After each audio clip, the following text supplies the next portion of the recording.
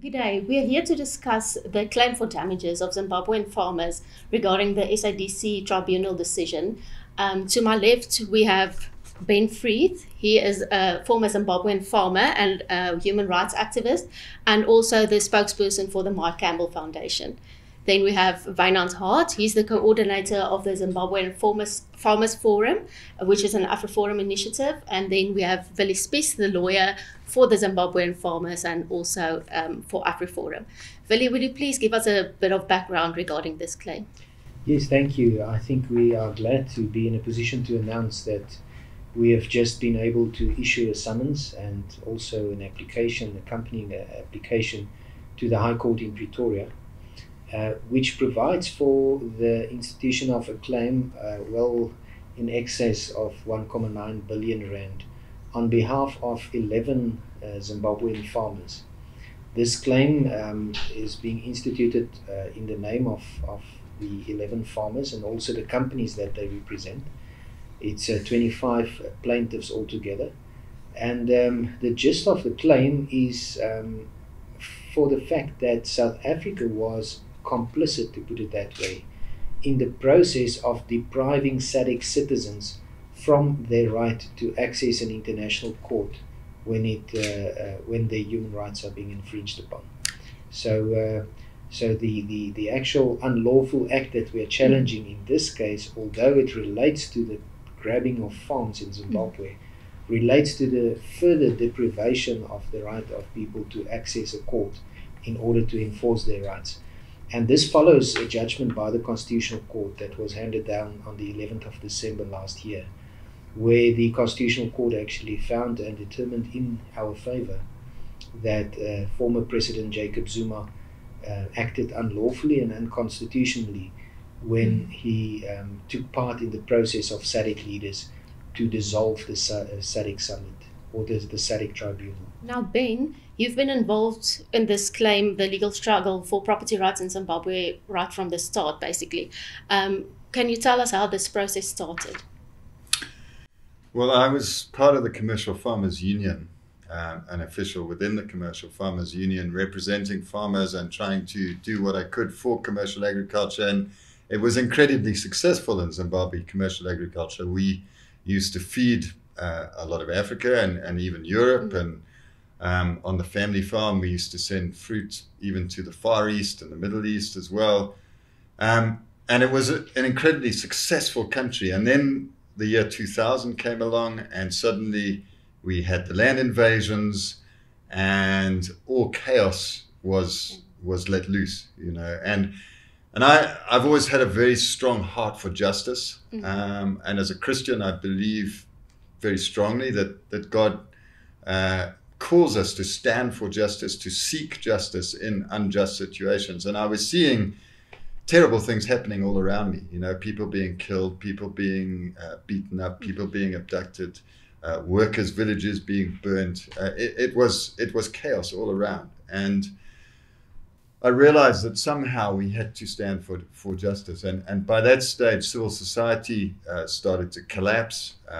There was tremendous fear in the land. And we as a family decided to take a case, which ended up in the Supreme Court in Zimbabwe. And then eventually got to the SADEC Tribunal in Windhoek in Namibia. And there, in that process, we were abducted and we were tortured. And as a family, we went through a lot of really hard things where they were trying to dissuade us from seeking justice, dissuade us from carrying on in the courts. But we knew that we had to carry on. And sadly, my father-in-law in the process was very badly beaten and never recovered and later died.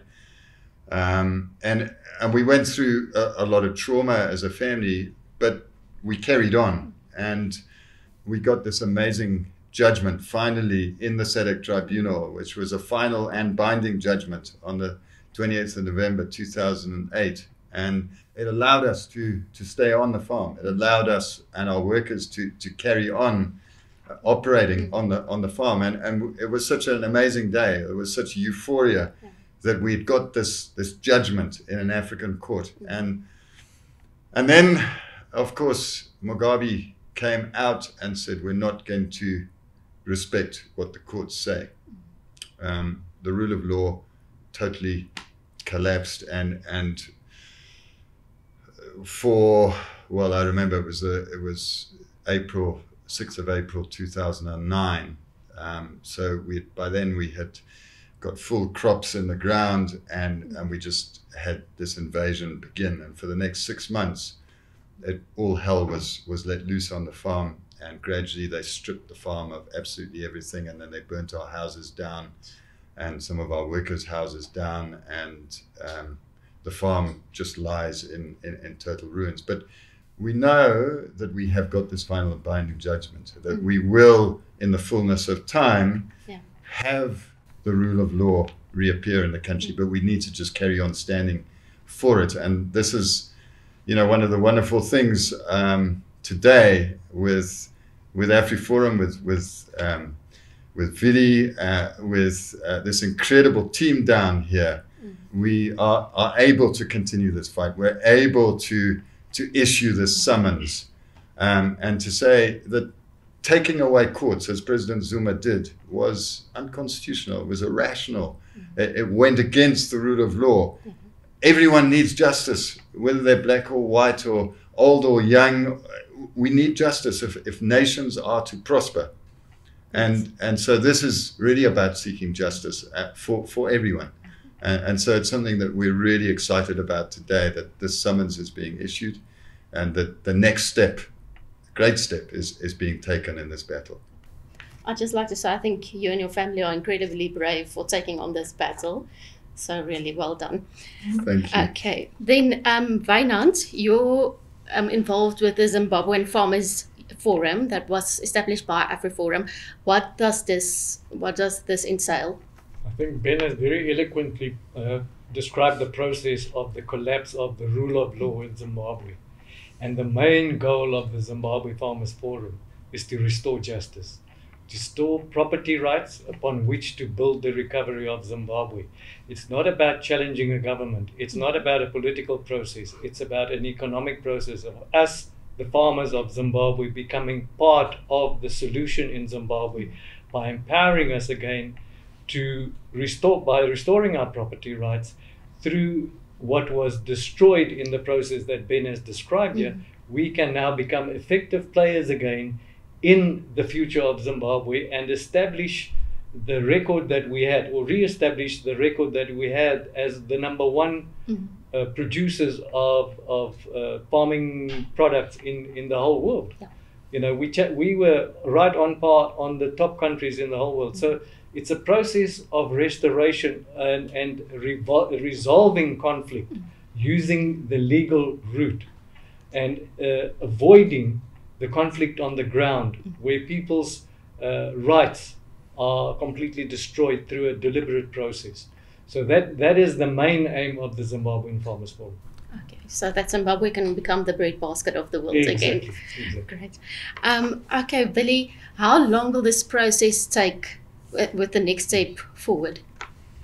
Well, obviously, litigation is a long and a tedious process. Ben just mentioned that the ruling before the SADEC Tribunal was back in 2008.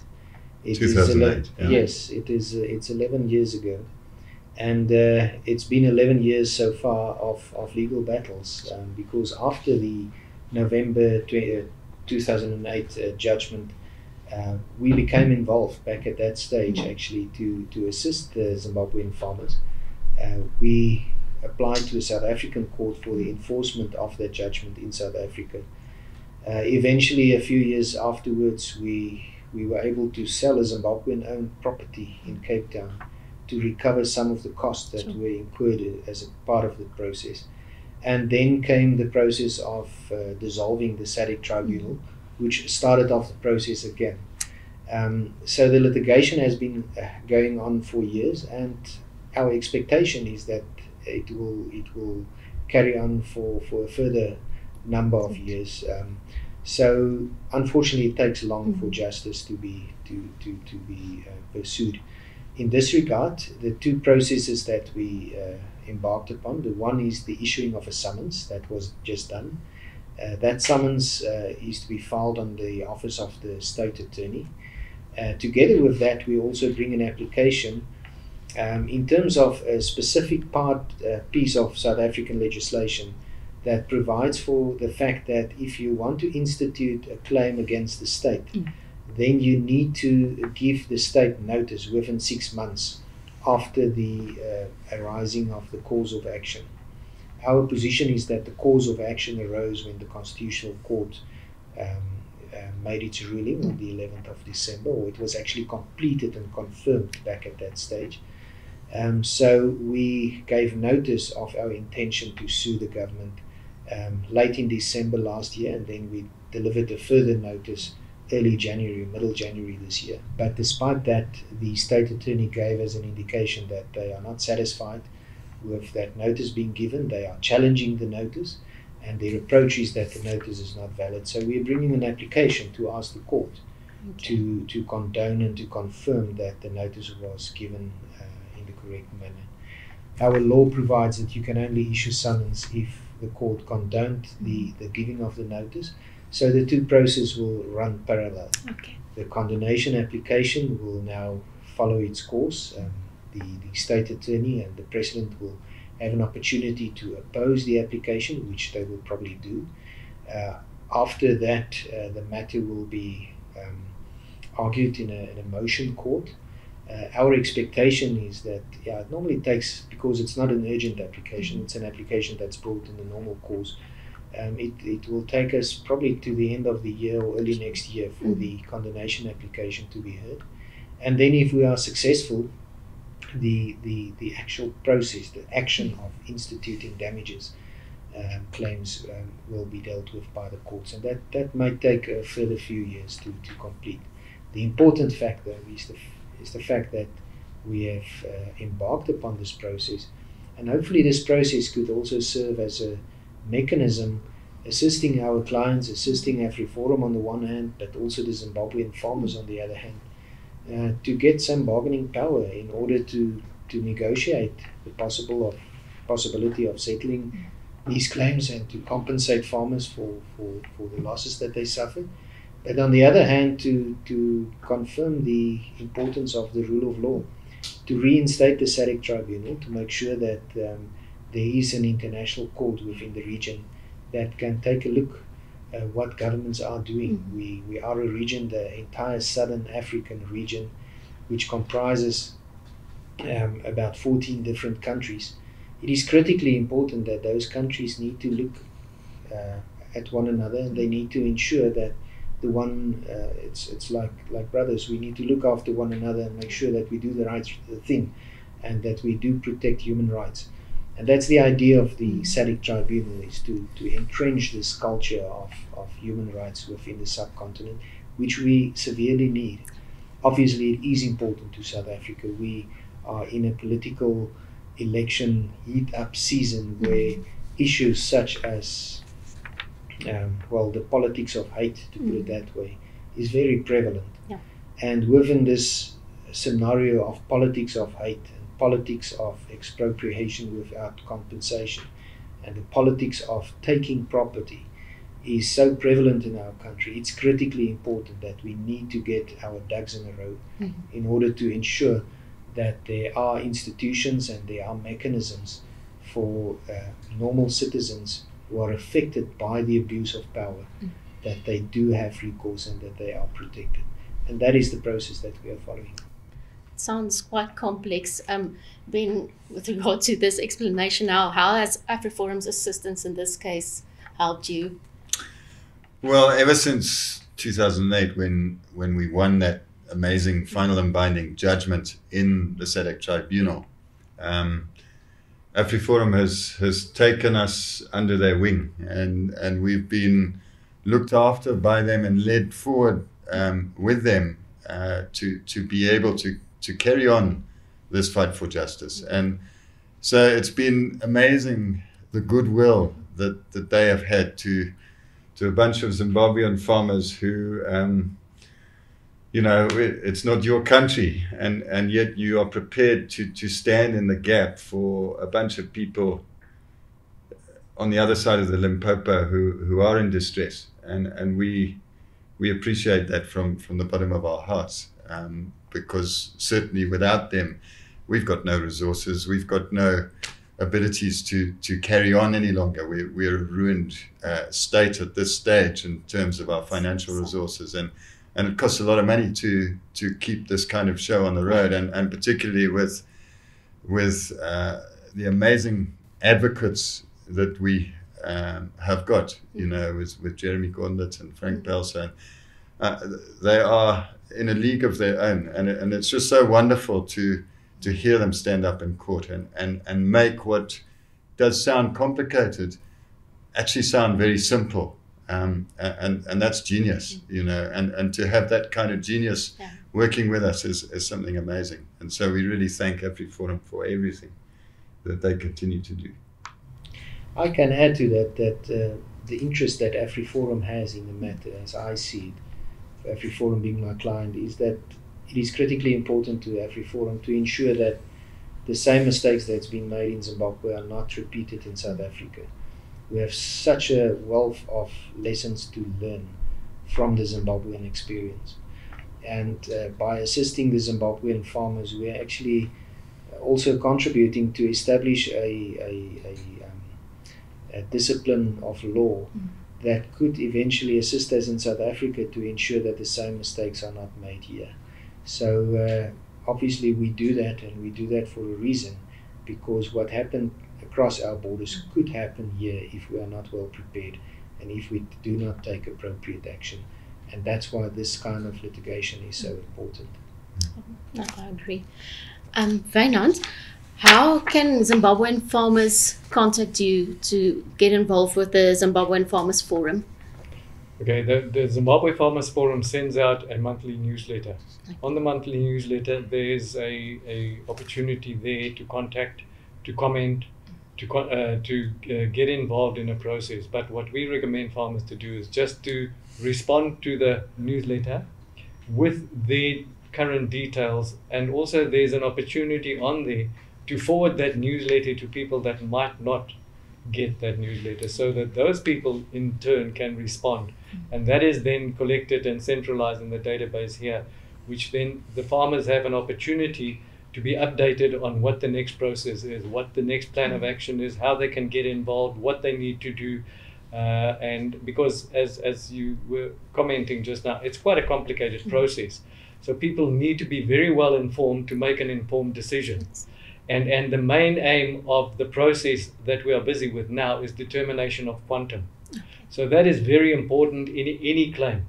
You got to have a quantum determined based on first world standards that is recognized, respected, and implementable by everybody, so that this carries through successfully, because without that you cannot have successful restitution or compensation.